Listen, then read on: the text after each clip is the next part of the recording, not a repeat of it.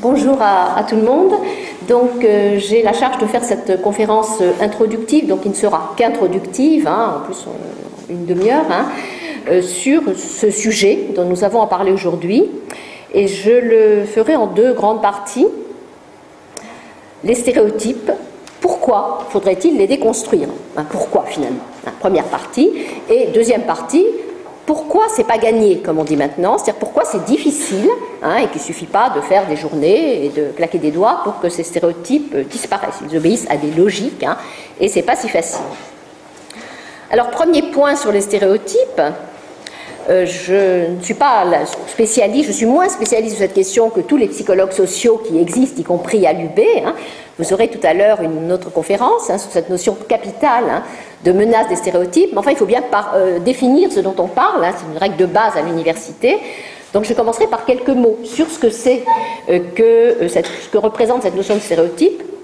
Disons que les stéréotypes, ce sont des représentations qui vont quadriller ce qui est considéré comme normal pour les hommes ou pour les femmes, ou pour d'autres catégories de la population, pour quelqu'un qui a telle couleur de peau, par exemple. Donc ça quadrille ce qui est considéré comme normal, ce qu'on va juger important de prendre en compte, et ce dans tous les domaines, que ce soit l'apparence, l'affectivité, la sexualité, la réussite scolaire. Les stéréotypes sont donc des croyances, c'est des croyances qui sont partagées. Quand on commence à les mettre en doute, ça peut s'effriter, justement, nous y reviendrons. Donc, c'est des croyances partagées qui concernent donc des caractéristiques personnelles d'un groupe de personnes. Et cela revient à considérer que tous les membres des groupes ainsi distingués partagent ces caractéristiques. On est dans un groupe. C'est en cela, d'ailleurs, que ça enferme. Là aussi, on y reviendra. Donc, les stéréotypes obéissent, surtout pour ce qui est de la distinction masculin-féminin, à une logique essentialiste, en ce sens que pour expliquer ce que font les gens, on va avoir tendance à renvoyer à une essence, alors on ne dit plus ça tellement maintenant, mais à une nature, et la nature n'a pas disparu, nous en verrons des exemples. Les catégories de sexe, les stéréotypes de sexe sont parmi les stéréotypes les plus forts dans nos sociétés. Ils sont appris dès la plus tendre enfance, et sans doute parce qu'ils sont particulièrement saillants, comme disent les psychologues sociaux, ça se voit, c'est facile, c'est pratique, etc. Alors j'utilisais le terme pratique, et effectivement, les stéréotypes sont très utiles dans la vie sociale. Ils sont utilisés de manière pragmatique, parce qu'ils fournissent des éléments pour anticiper ce que font les autres, et donc ce qu'il convient de faire. Ils ont une fonction donc de régulation du comportement. Ils permettent de suppléer au manque d'informations, qu'on n'a pas toutes les informations. On aborde un élève, on sait au moins c'est une fille et un garçon. Et donc ça semble apporter toute une foule d'informations bien utiles. Et donc c'est très pratique, notamment dans la classe par exemple, quand il faut agir très vite. Il faut agir très vite. On a un enfant, il a tel sexe, on voit vaguement son milieu social, on voit éventuellement ses couleurs de peau. Ça va canaliser les attentes et les comportements, donc c'est très utile. Je vous donne un exemple. Si je vous donne si je vous lis la phrase suivante. Elisabeth n'a pas été surprise lorsqu'elle a vu son score au test de maths. C'était simple. Eh bien, les psychologues sociaux ont testé cette phrase. Eh bien, l'immense majorité des personnes croient avoir entendu « Elisabeth n'a pas été surprise lorsqu'elle a vu son faible score au test de maths ». On n'avait pas précisé le score, mais c'est une fille, c'est des maths. Donc on entend, on supplée au manque d'informations, et on pense qu'on a parlé évidemment d'une élève faible en maths, parce que l'idée que les femmes sont mauvaises en mathématiques est tellement ancrée que la seule évocation d'un prénom féminin et du terme maths suffit pour induire l'interprétation du mauvais score. Donc le fait que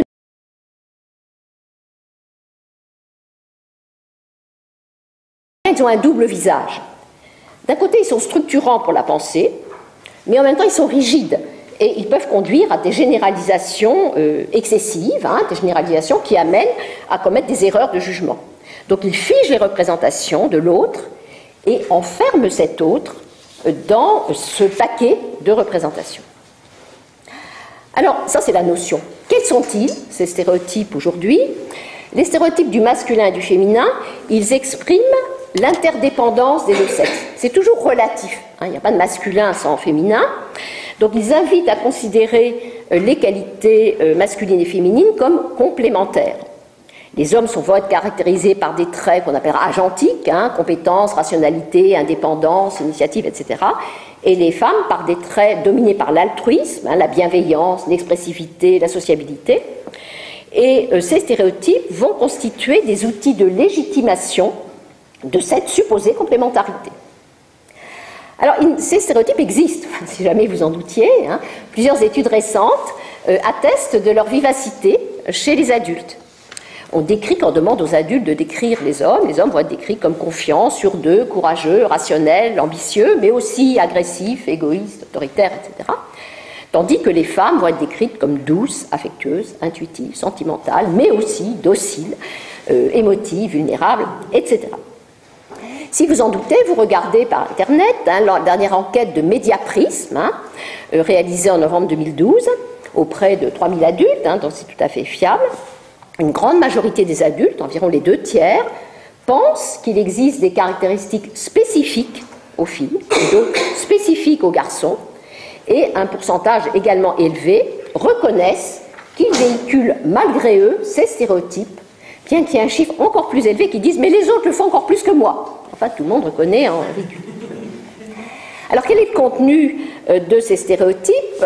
Si on se rapproche des questions éducatives, on va nous dire les femmes, elles n'ont pas le sens de l'orientation, elles sont moins capables d'abstraction, ce qui aura des incidences à l'école, mais en même temps, elles sont plus multitâches. Vous savez, le stéréotype de la femme multitâche qui est si pratique pour justifier un emploi du temps. Il faut faire à la fois le travail des enfants, etc. Les multitâches. Ce que montre néanmoins cette étude, c'est que les stéréotypes sont un peu moins marqués hein, en 2012 que 2 ans auparavant, quand une étude similaire avait été faite. En ce qui concerne les jeunes enfants, en 2012, 1/5 des personnes estiment que les cerveaux des filles et des garçons sont différents. Ça, c'est très important. On reviendra sur cette question éventuellement, 20%. Et 16% que, de ce fait, les garçons sont meilleurs en mathématiques.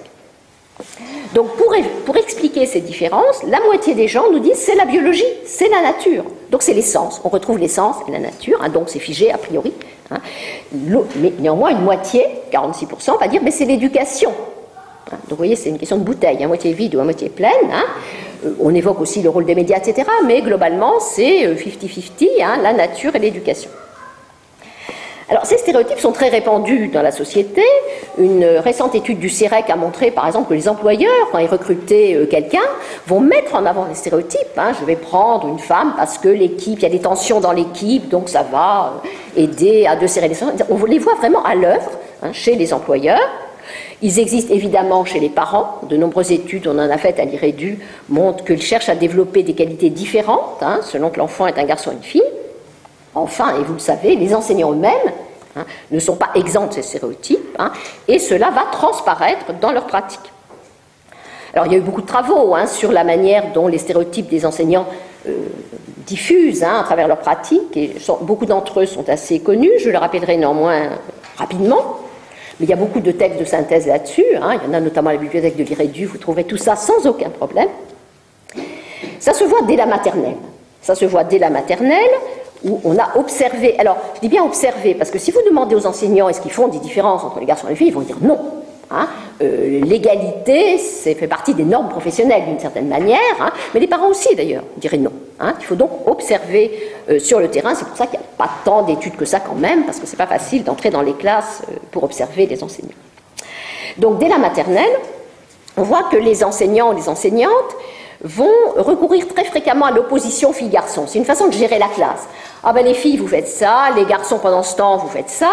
Donc, c'est une technique, hein, mais en même temps, ça va mobiliser ce qui est supposé typique des uns ou des autres, hein, et puis ça va rappeler aux élèves constamment que c'est des garçons et des filles. Hein. Il y a le groupe des garçons, il y a le groupe des filles, c'est pas pareil, les uns font ci, les autres font ça. Les mots utilisés pour s'adresser aux enfants, notamment dès la maternelle toujours, vont être fortement sexués, hein, de même que les remarques qui concernent l'apparence physique. Hein, on va complimenter les filles sur leur belle robe ce matin, et c'est rare qu'on complimente plus les garçons sur leur salopette, etc. Donc on a là aussi un double jeu. Et complimenter les filles sur leur apparence, c'est leur instiller dès les petites classes hein, que l'apparence pour elles, c'est quelque chose de capital. Les maîtres vont également réagir différemment au comportement d'agressivité ou d'agitation chez les élèves. Pour les garçons, on les déplore, on les sanctionne éventuellement, mais on les juge inévitables. Chez les filles, c'est pas normal quand même, c'est pas normal. Hein. Donc on va avoir un double standard qui va se mettre en place. On va s'attendre à ce que les filles non seulement soient sages, mais civilisent la classe. Hein. Il y a des enseignants qui alternent dans les classes un garçon et une fille, parce qu'une fille c'est quand même plus calme, ça va polisser un peu ces brutes que sont les garçons. Donc on a sans arrêt ce jeu avec les élèves et qui mobilise des stéréotypes, mais aussi des réalités, j'y reviendrai. À l'élémentaire, où les choses, on se met à acquérir des choses évaluées plus strictement, beaucoup d'observations ont été faites sur la gestion de la classe et on observe, même ces dernières années, que les enseignants vont consacrer un peu plus de temps aux élèves garçons. On compte les interactions, on va minuter même les interactions dans la classe et on observe que les enseignants consacrent, alors 55, 60%, c'est jamais des différences massives, mais elles se répètent au jour le jour. C'est ça qu'il faut bien voir, évidemment.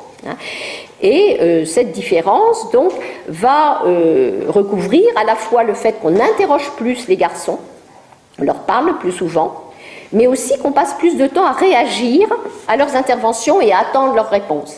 Il y a des travaux assez passionnants sur le temps d'attente, le waiting time, disent les anglo-saxons, il y a beaucoup de travaux là-dessus, parce que quand on attend la réponse, c'est souvent qu'on pense que l'élève va répondre. Vous-même, vous êtes enseignant déjà sans doute un peu, et je le suis aussi. Quand on pense que c'est une question comme ça, à la cantonade, qu'il n'y a aucune chance que l'élève réponde, on fait la question et la réponse. Si on pense qu'il peut y arriver, ben oui, on va attendre un peu plus. Donc c'est ce genre de choses qu'on va observer très subtilement. Ça ne se voit pas simplement en ouvrant les yeux, il faut vraiment regarder précisément. Eh bien, souvent, on va attendre un petit peu plus des garçons. Du point de vue plus qualitatif, on observe aussi, c'est assez connu, que les garçons vont recevoir davantage de réprimandes et de critiques. Et ce, parce que les enseignants sont soucieux de ne pas se laisser déborder par les garçons. Il y a une règle professionnelle, c'est le maintien de l'ordre dans la classe, pour qu'on puisse travailler, et les enseignants nourris, c'est pas seulement un stéréotype, on verra, la stéréotypalité, c'est une notion assez subtile, une différence assez subtile. Les enseignants ont peur de se laisser déborder par les garçons, donc ils vont les contrôler comme le lait sur le feu, donc ils vont leur parler, dès qu'il y a un truc, ils vont réagir, etc. Donc ceci, évidemment, va faire qu'ils vont leur consacrer plus de temps. Les filles, d'une certaine manière, payent leur relative sagesse. Il y a beaucoup d'enquêtes, alors on fait parler des enseignants sur leurs élèves, ils parlent que les garçons, puis à la fin on leur dit « Et alors les filles ?» Et l'enseignant répond « Ah, les filles, il n'y a pas de problème. » Pas de problème. Voilà. Donc, du coup, on a moins besoin, évidemment, d'interagir. Ceci va s'exprimer dans les évaluations. Là aussi, il y a eu des travaux assez récents qui montraient que les filles souvent étaient mieux notées. On dit, ben voilà, les filles, elles sont avantagées, elles sont mieux notées, etc., etc. C'est vrai. C'est vrai que les filles, à niveau de connaissances identiques, tel qu'on peut vraiment l'appréhender, vont souvent recevoir des notes meilleures. Pourquoi ? Parce qu'on sait bien qu'une note ne sanctionne pas uniquement une performance, mais aussi tout un comportement. On dit, oui, la fille, elle est appliquée, c'est bien présenté, etc., donc ça va lui donner un petit coup de pouce. Mais en même temps, on voit que les remarques que les enseignants vont mettre sur les copies vont davantage porter sur justement la forme pour les filles. C'est bien, tu t'es bien appliqué, c'est bien écrit, c'est propre, etc. Alors que pour les garçons, on va plus souvent souligner des problèmes de fond, puis on va les encourager beaucoup plus. Non seulement les critiques, on les encourage beaucoup plus, on dira mais tu pourrais mieux faire, si tu es mieux appliqué, tu arriverais, etc. Donc ce postulat d'éducabilité, qui est bien sûr l'obsession, je l'espère du moins de tout enseignant, il est plus ancré par rapport aux garçons. Donc, dans tout ça, c'est bien des attentes que les maîtres expriment, et on sait que les attentes, c'est capital, ça c'est un principe de base qu'on apprend à un enseignant. Quand l'enseignant y croit, voilà, et quand il ne croit pas, là c'est très très embêtant. Donc, ils expriment des attentes différenciées par rapport aux élèves, garçons et filles. Alors, ces attentes vont être particulièrement actives, si on peut dire, dans les matières qui sont censées convenir inégalement aux élèves des deux sexes. En particulier, donc les matières scientifiques. On a très peu de travaux sur la lecture, il faudra en faire, c'est un qui cherche des idées de mémoire. On n'a pas beaucoup de travaux sur les interactions dans la classe en lecture. Tout le monde s'est focalisé sur les mathématiques, parce que évidemment, c'est tellement important dans notre pays pour la sélection, évidemment. Donc on manque vraiment de choses sur la lecture. En mathématiques, par exemple, il y avait une thèse très intéressante à Dijon, d'ailleurs, d'une étudiante qui était institutrice, Nadja Arlegan, qui a observé que dès le primaire, vous savez qu'en primaire, il n'y a pas de différence de réussite entre garçons et filles, et bien même en l'absence de toute différence de réussite, les enseignantes avaient des attentes plus élevées par rapport aux élèves garçons. Quand on leur demandait quels sont les élèves de votre classe qui iront loin en mathématiques, etc., on avait déjà un différentiel d'attente qui se manifestait indépendamment de toute différence objective. Donc ça existe dès le primaire, et les enseignants n'en sont pas conscients. Je me rappelle cette étudiante, quand je lui avais suggéré de travailler là-dessus, elle avait dit « mais il n'y a rien, moi je ne fais aucune différence, pas de problème, etc. » Et c'est quand on va regarder précisément qu'on va découvrir ces phénomènes. Alors évidemment, tout ceci va s'accentuer au fil de la scolarité, en particulier dans les sections où on fait beaucoup de mathématiques avec les bons élèves. Il y aura des différences d'interaction. On va pousser plus les garçons à réussir, le temps d'attente, etc. Et les filles, d'autant plus qu'elles vont y être minoritaires, auront davantage de difficultés. Et ceci va se retrouver dans les évaluations. Il y a une très belle thèse, mais qui est maintenant ancienne, sur les évaluations en physique. Physique, matière encore plus masculine, entre guillemets, que les mathématiques. On avait soumis à des enseignants des copies, en manipulant, on fait des expériences, on manipule évidemment, le prénom de l'élève. On dit, ben voilà, donc on dit cette copie, prénom féminin, cette copie, même copie, prénom masculin. Et qu'est-ce qu'on voyait? On voyait que les copies faibles, quand on suggérait à l'enseignant qu'elles émanaient de filles, elles étaient notées avec plus d'indulgence que quand on leur disait que c'était des garçons. Parce que c'est des filles, en physique, bah oui, quoi, elles ne peuvent pas y arriver. Et puis quand on soumettait aux enseignants des copies fortes, bah, c'était le contraire. Une copie forte émanant d'une fille, voilà, qui contrariait les attentes. Et personne n'aime voir ses attentes contrariées. Et là, les enseignants étaient plutôt plus sévères qu'avec un garçon. Oui, c'est assez subtil, cette chose-là. Et donc, ça montre bien que ce jeu des attentes se traduit concrètement dans les évaluations, et puis tout ce qui va avec, les commentaires, etc. Alors, tous ces constats valent, quel que soit le sexe de l'enseignant. Souvent, une question dit « Ah ben oui, mais selon que c'est une fille ou un garçon, enfin, selon que c'est un homme ou une femme, pardon, est-ce que c'est pareil ?» Ben oui. C'est pareil parce que les enseignants, d'abord, on ne fait pas ce qu'on veut quand on est dans un système. C'était Émile Durkheim, un grand sociologue de l'éducation, qui disait « Il est faux de croire que nous pouvons élever nos enfants comme nous le voulons. » Mais l'enseignant, il ne fait pas ce qu'il veut, il a des élèves comme ils sont, et il a des normes professionnelles. On a observé par exemple des enseignants qui avaient suivi une formation à l'égalité et qui essayaient de bien répartir leur temps, de faire vraiment 50-50, garçon-fille, etc. Et bien quand on les interrogeait après, les enseignantes notamment avaient l'impression de faire du favoritisme envers les filles, parce qu'elles avaient bouleversé l'équilibre. L'équilibre habituel, c'était de donner un peu plus de temps aux garçons. Si elles corrigeaient un peu, elles avaient l'impression qu'elles faisaient du favoritisme avec les filles. Elles avaient contrarié la norme de fonctionnement habituelle. Et de plus, les élèves garçons réagissaient, parce qu'ils avaient l'habitude, qu'on leur donne la parole, qu'on les laisse dominer l'espace sonore de la classe, et les garçons disaient « ouais, c'est pas possible, maintenant il n'y en a plus pour les filles, etc. » alors qu'on avait atteint à peine 50-50. Donc, on ne fait pas complètement ce qu'on veut, on a affaire à des élèves tels qu'ils sont, et c'est toujours très difficile de bouleverser les modes habituels de fonctionnement. Donc on voit bien que ce qui rend les choses difficiles, c'est que ces différences de comportement des enseignants reflètent en partie des différences chez les élèves. C'est vrai que les élèves garçons arrivent à l'école socialisés, comme disent les sociologues, Baudouin-Establé dit c'est l'enfance des chefs, les garçons. Ils arrivent habitués à se manifester, à tout normal, qu'on leur accorde toute son attention, et donc ils vont être plus prudents, etc. Il va falloir les contrôler plus, et donc on a une dynamique qui va s'enclencher entre les comportements des garçons et des filles tels qu'ils sont, tels qu'ils arrivent à l'école, et puis ce qu'on peut faire, ce qu'on veut faire éventuellement, c'est pas toujours facile.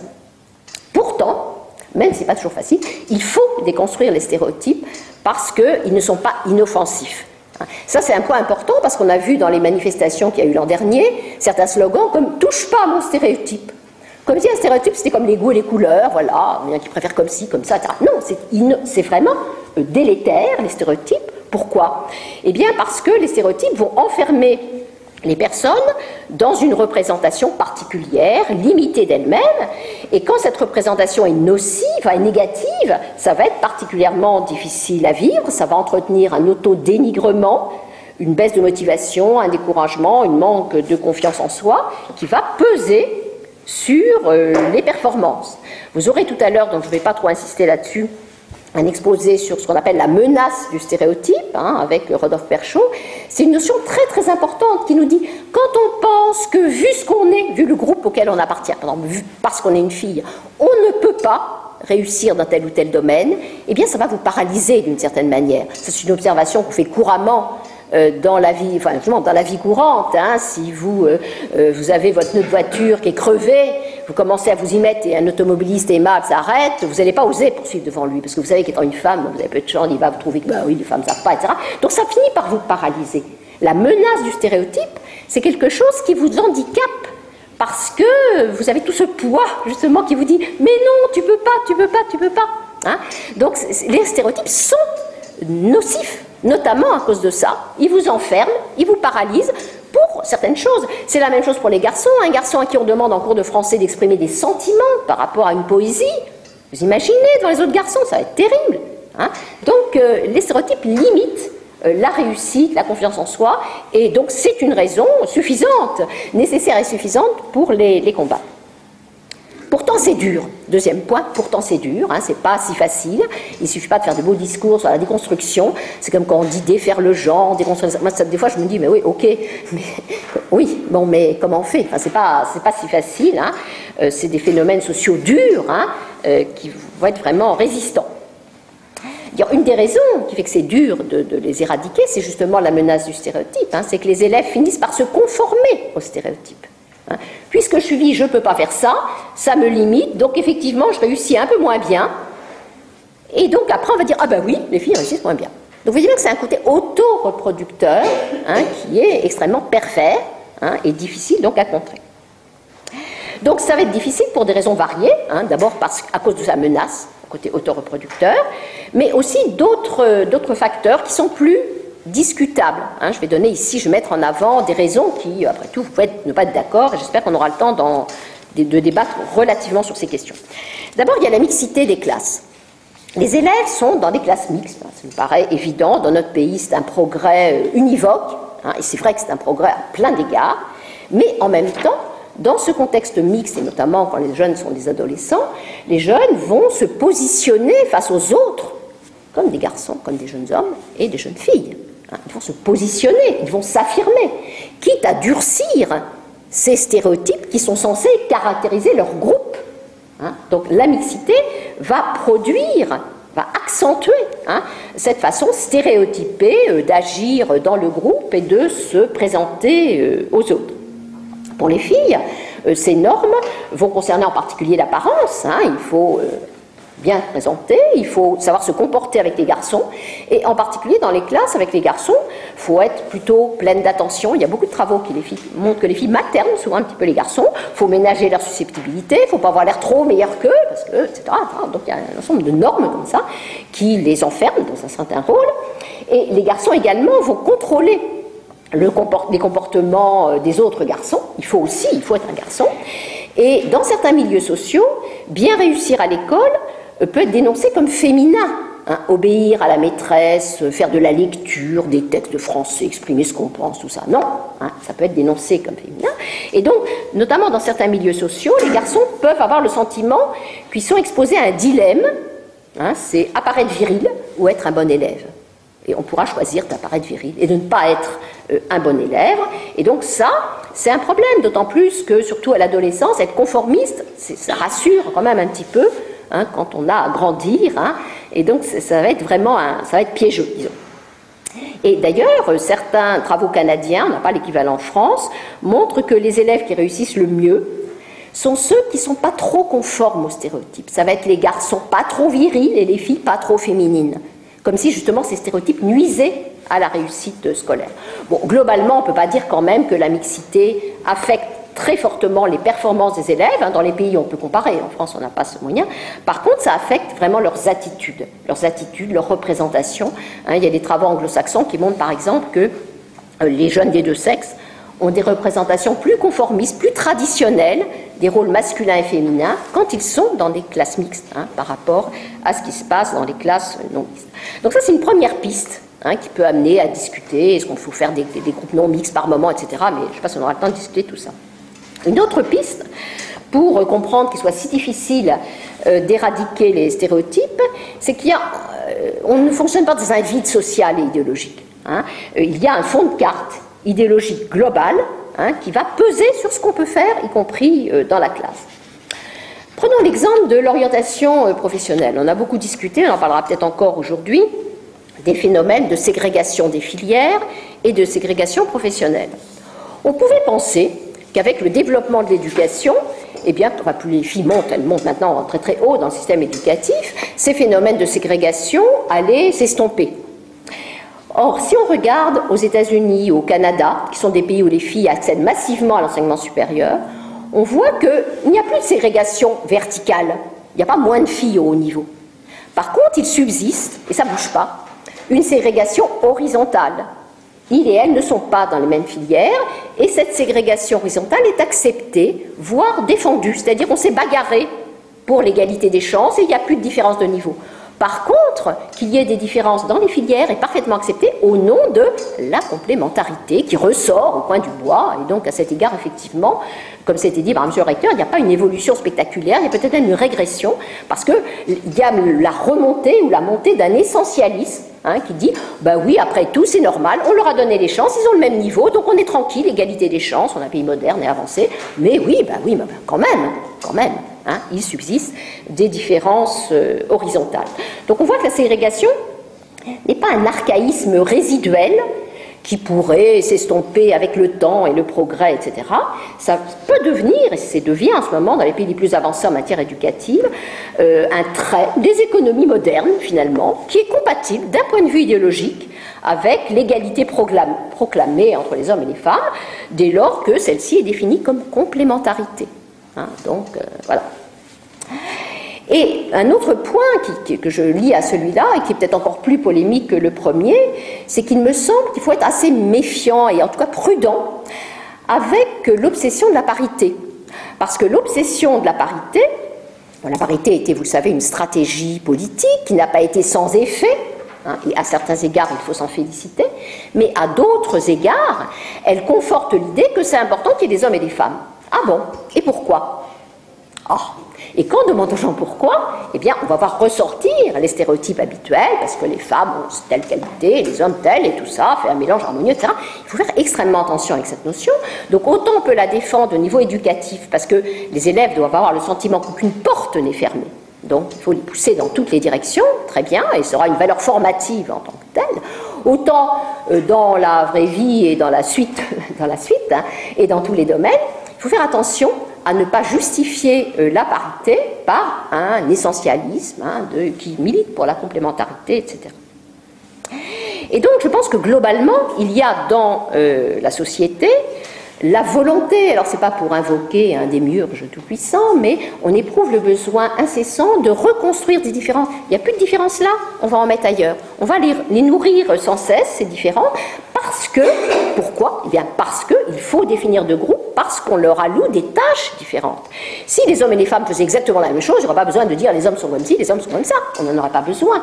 Mais dès lors qu'on maintient une division du travail, entre les sexes, il faut justifier cette division du travail, et donc on va recréer sans cesse des différences. Et on en veut pour preuve un travail réalisé par Serge Guimond, un psychosociologue de Clermont, qui a comparé des pays considérés comme inégalement avancés en matière d'égalité des sexes. Il y a des pays de Nord-Amérique, des pays européens, des pays asiatiques, et il montre que les stéréotypes de sexe sont d'autant plus vifs que, par ailleurs, les hommes et les femmes ont l'air égaux. Sont égaux de manière objective. Ils sont égaux de manière objective, c'est-à-dire qu'on tend vers l'égalité des salaires, de l'éducation, etc. Eh bien, les stéréotypes ne sont pas moins vifs, ils sont même encore plus marqués. Pourquoi, dit-il? Eh bien, parce que les hommes et les femmes deviennent encore plus commensurables. Ils sont pareils, et donc il faut bien trouver autre chose. Alors que dans les pays où il y a vraiment des inégalités de statut massives, on n'a pas besoin de s'embarrasser avec ces stéréotypes, parce qu'on ne les compare pas, les hommes et les femmes. Ils ont des mondes complètement distincts, on n'a pas besoin de les comparer, donc on a moins besoin de mobiliser les stéréotypes. Donc ça doit évidemment nous alerter, et un certain nombre de sociologues américains, à l'heure actuelle, qui analysent la montée des jeunes femmes très instruites dans les postes les plus élevés du marché du travail, toutes ces jeunes femmes qui deviennent traders, commerciales, etc., et qui en même temps subissent une pression de plus en plus grande à rester, comme on dit, mais même devenir encore plus, rester féminine. Il y a toute une dépression de ce que les Américaines appellent le complexe mode beauté. Le complexe mode beauté pèse de plus en plus sur ces jeunes femmes, leur dire oui, ok, vous avez des salaires aussi élevés, même plus élevés, vous avez des positions très élevées, mais surtout, faut être parfaite sur les autres plans, rester féminine, ou le devenir même de plus en plus. Et c'est dans cette perspective qu'on peut analyser un phénomène qu'on commence à étudier en France, qui est l'hypersexualisation des jeunes filles de plus en plus tôt, parce que d'accord, elles réussissent bien à l'école, mais attention, et donc comme si on voulait les rattraper par un autre bout. Donc vous voyez qu'on a une évolution qui est ambivalente.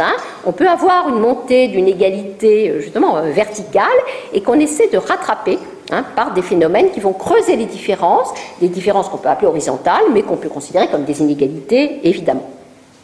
Alors je terminerai, bien sûr, je vois que le temps est écoulé, et l'école dans tout ça.